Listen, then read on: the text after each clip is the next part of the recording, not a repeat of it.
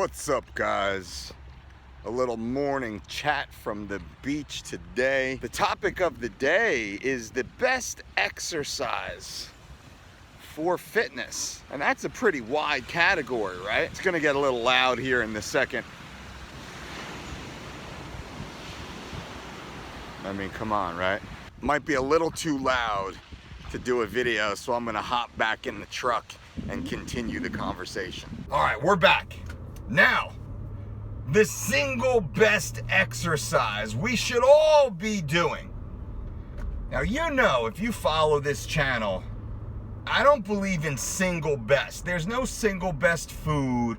There's no single best workout. There's no single best exercise. Okay, that's to be clear.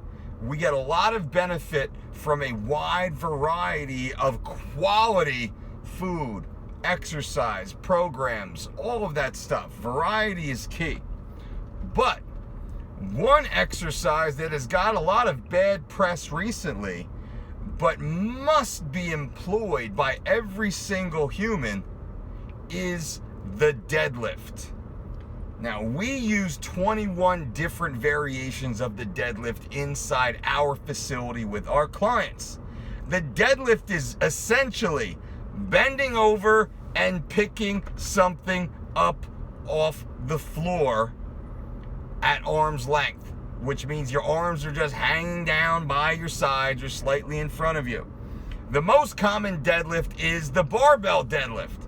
The barbell deadlift is excellent, whether conventional deadlift with feet slightly close or the sumo deadlift with feet rather wide, your arms inside the width of your knees. But there's a trap bar deadlift where you're basically standing inside a circle with two handles on the side. There is the dumbbell deadlift. You're bending over, picking up two dumbbells. The kettlebell deadlift. You're picking up a kettlebell. The sandband deadlift. The med ball deadlift. The exercise band deadlift. The unilateral single leg deadlift. There's multiple variations of the deadlift. Pregnant ladies, my goodness, when Brandy was pregnant, we performed barbell unilateral deadlifts nearly every single day from preconception all the way through to end stage third trimester. Brandy could bend over and tie her shoes. She could pick things up off the floor, which is not common for pregnant ladies, as anyone who's gone through pregnancies understands. We were able to change those ranges of motion. Also, this helped dramatically eliminate previous lower back pain that she had once had when she was not deadlifting. Now, why do I say the deadlift is the most effective exercise? It's really one of, I would say, the top three most effective exercises. I would say the deadlift, the squat, and the overhead press, standing overhead press, being the three most effective. But again, there's more than that that you should also be performing. The deadlift recruits more muscles than any other exercise. Think about it. When you're deadlifting, you're squatting down into a low squat position when using proper form in order to grasp the barbell or the weighted implement on the ground. So when I'm deadlifting, I have to drop down into a full squat position. I'm working all the muscles of my lower body. My glutes, my quads, my hamstrings, my calves as the primary movers, the muscles that we're more familiar with, plus all the ancillary muscles supporting that motion. When I'm deadlifting correctly, I have to be bracing my core, my lower abdominal floor, breathing deeply into my belt line, forming a very powerful, strong stomach. The best, strongest deadlifters in the world also have the strongest cores in the world.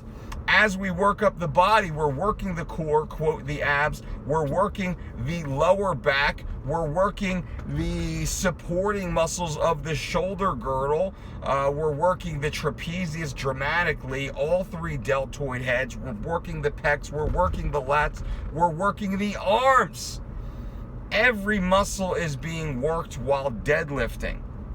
Now, a lot of the criticism comes because possible damage from deadlifting by people with poor form or those with moderate form going too heavy. When we deadlift with perfect form. When we exercise with perfect form. I talk about biomechanically correct form. We train until the point of technical failure. We do not suggest training to the point of total muscular failure, as you see a lot of bodybuilder-centric Instagram idiots doing. That is not what we do. That's not what we suggest, and that's not ultimately beneficial. You train until the point of technical breakdown. That means once you can no longer perform the movement with perfect form, the set is over. This way, we're reinforcing proper training, proper muscle recruitment, proper central nervous system excitement. That's the point of training. We're downloading the proper program. We're not downloading a glitch in the program. So, how do we deadlift? I like deadlifting having lighter days and heavier days. The heavier days are moderately heavy, once again, based upon your ability. A 3-rep set in the deadlift is beautiful. 3 reps at approximately 90% of your 1-rep max is excellent for guys and girls, for novice level trainees or advanced level trainees. Also, training anywhere 6, 8, 12 or more repetitions in the deadlift with lighter weight, 30 to 70% of your 1-rep max is excellent, where we're focused much more on bar speed, grooving that bar and increasing velocity of that bar. This is how you get good at deadlifting. This is how you get strong at deadlifting. This is how you get proficient at deadlifting. Because once you're proficient at deadlifting, you will see your body dramatically change, rapidly change. You want to look like a freaking god or goddess. You want to have those legs and glutes and abs and back all just chiseled and sculpted. You gotta deadlift. You're not gonna get this by doing lat pull downs and leg presses. It won't work.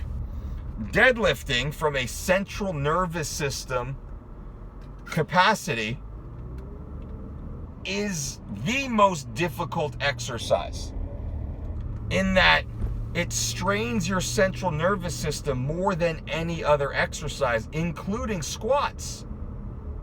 And that's a good thing, because your central nervous system is what dictates adaptation.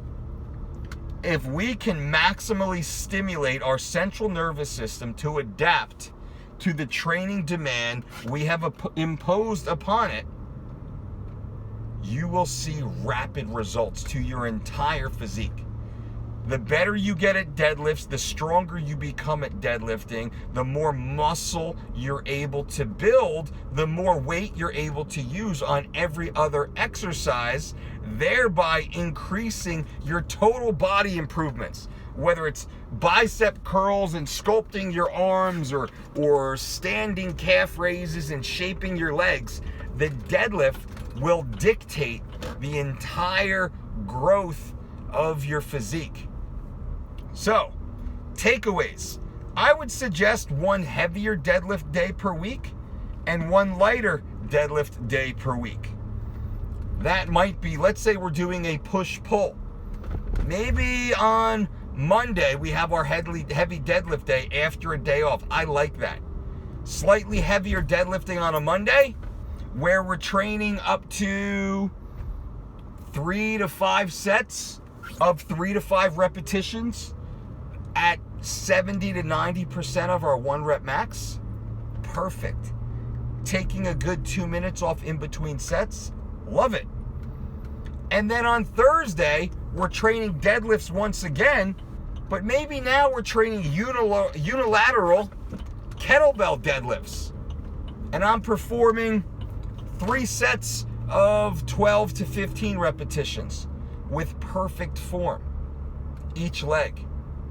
That right there is an amazing workout. That becomes an amazing program for you, for your body, for all your goals.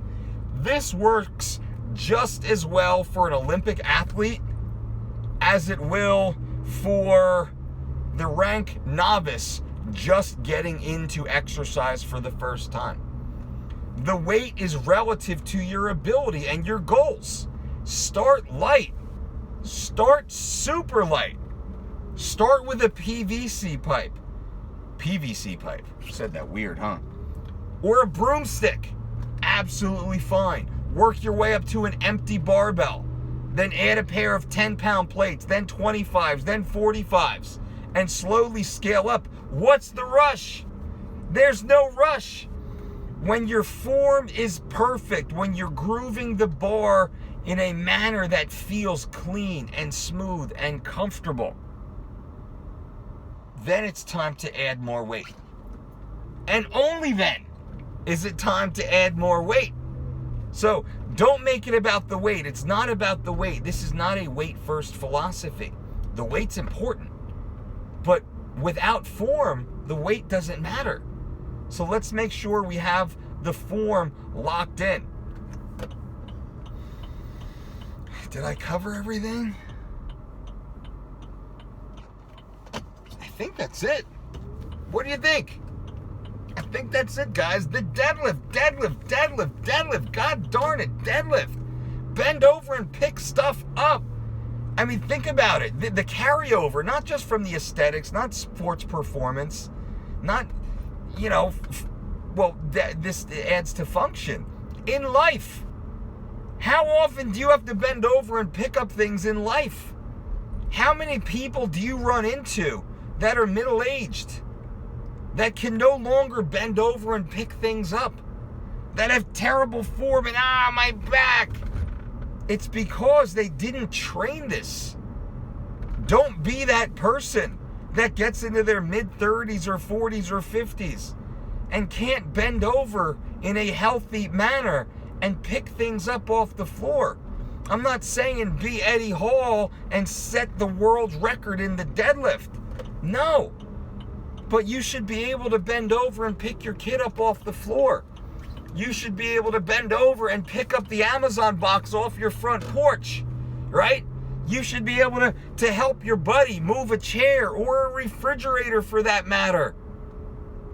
This is as much about function and longevity as it is about aesthetics and athletic performance. The deadlift is one of, video title was a little clickbaity, one of the most effective exercises that we can do, and everyone should be doing this exercise. And if you're watching this video right now, bang, bang, bang, bang, give this video a thumbs up. I appreciate that. I know you're there. I know you care. And leave a comment below for the YouTube algorithm. Remember, FU DOLCE means effing unbelievable content, and I'll give you an FU right back. Subscribe to the channel. If you don't subscribe already, yee! Why wouldn't you want to subscribe? Be part of that notification squad. Until next time, guys and gals, boom.